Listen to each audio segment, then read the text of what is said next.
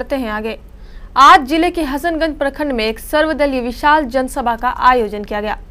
जनसभा का आयोजन social democratic party of India के आह्वान पर प्रखंड कार्यालय के स्थानांतरण को लेकर आयोजित किया गया था, जिसमें प्रखंड के सभी राजनीतिक दलों के कार्यकर्ता एवं आम नागरिकों ने भाग लिया।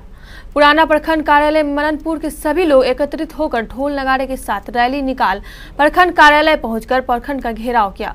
सभी प्रखंड कार्यालय भवन के मननपुर स्थित पुराने स्थल पर ही निर्माण करने की मांग कर रहे थे। जगह दे रहे हैं, जो भी कर रहे हैं ये गलत है। आप लोग सब साथ दें और इस आंदोलन के जो भी करता धरता है सबको हम लोग दिल से धन क्या है, जो मुद्दा है उससे हम लोग केंद्र आकर्षित करें, उससे हम लोग बात करें। यहाँ किसी की तारीफ, किसी की बुराई, किसी की बुराई नहीं, सारे लोग हम लोग कदम से कदम मिलाकर चल रहे हैं। वरना क्या होगा कि हमारे एनसीपी। गौरतलब है कि हसनपुर प्रखंड कार्यालय भवन का 1994 में निवर्तमान मुख्यमंत्री लालू प्रसाद के द्वारा उद्घाटन किया गया था, लेकिन वर्तमान समय में प्रखंड कार्यालय को हाई स्कूल के समीप बनाने की साजिश की जा रही है, जिसे लेकर आज यह विरोध प्रदर्शन किया गया। हसनगंज प्रखंड तथा थाना भवन संघर्ष समिति के आह्वान पर हसनगंज की जनता यहां आई। आज ये बैठक हो रही है, आंदोलन का ये रूप ले रहा है, सर्वदलीय लोग यहां इकट्ठे हैं।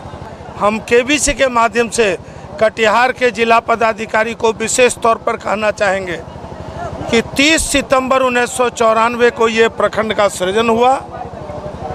3/12/94 को जल संसाधन विभाग ने 13 एकड़ 3 खंड में मकान ये भूमि जल संसाधन विभाग ने ग्रामीण विकास विभाग को दी। उसकी चिट्ठी जिला पदाधिकारी को है। मैं ये पूछना चाहता हूँ कि जब 3/12/1994 को 13 एकड़ भूमि और 3 खंडों में भवन शाखा ये प्रशाखा कार्यालय जल संसाधन विभाग का जल संसाधन विभाग ने ग्रामीण विकास विभाग को दिया, तो क्या कारण है कि आज 20 वर्षों के बाद भी आज तक वहां भवन निर्माण का कार्य क्यों नहीं शुरू हुआ? अविलंब वो शासन को, मुख्यमंत्री को, ग्रामीण विकास मंत्री को सूचित करे कि हसनगंज की प्रखंड की जनता उबल गई है, आक्रोशित है, आंदोलित है, उद्वेलित है। कभी भी स्थिति यहाँ खराब हो जाएगी।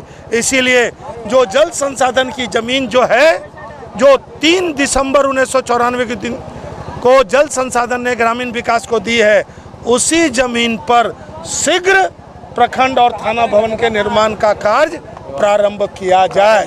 मैं सरकार से यह पूछना चाहता हूं, मुख्यमंत्री मांझी जी से, नीतीश कुमार जी से, जेडीयू के सरकार से यह पूछना चाहता हूं कि 5 करोड़ रुपया और ये 3 एकड़ की जमीन को अगर आप ये हसनगंज हाई स्कूल के लिए इंटरमीडिएट की पढ़ाई के लिए अगर पैसा लगा देते और 3 एकड़ जमीन में इंटरमीडिएट की पढ़ाई होती और वहां पर इंटरमीडिएट क्लास के बच्चों के पढ़ाने के लिए भवन निर्माण कर देते, तो हसनगंज में एक विकास की नया आयाम हो जाता।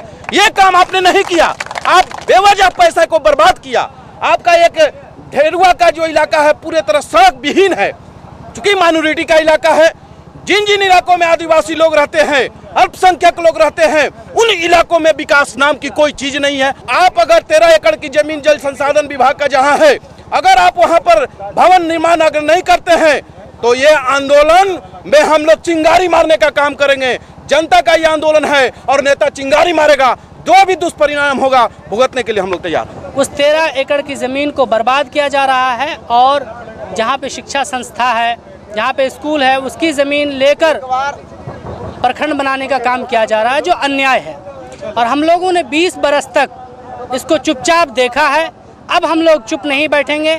हमारे सारे नेतागण, चाहे जदयू के हों, चाहे लोजपा के हों, चाहे राजद के हों, चाहे एनसीपी के हों, सब हमारे साथ हैं। हम लोगों ने संघर्ष समिति का गठन किया है और इस संघर्ष समिति के बैनर तले सारे नेताओं के सहयोग से हम लोग इस आंदोलन को और भी आगे ले जाएंगे और हो सकता है ये आंदोलन उग्र हो और इसकी सारी जिम्मेदारी शासन और प्रशासन को है और जिला प्रशासन को इसकी जिम्मेदारी देनी होगी।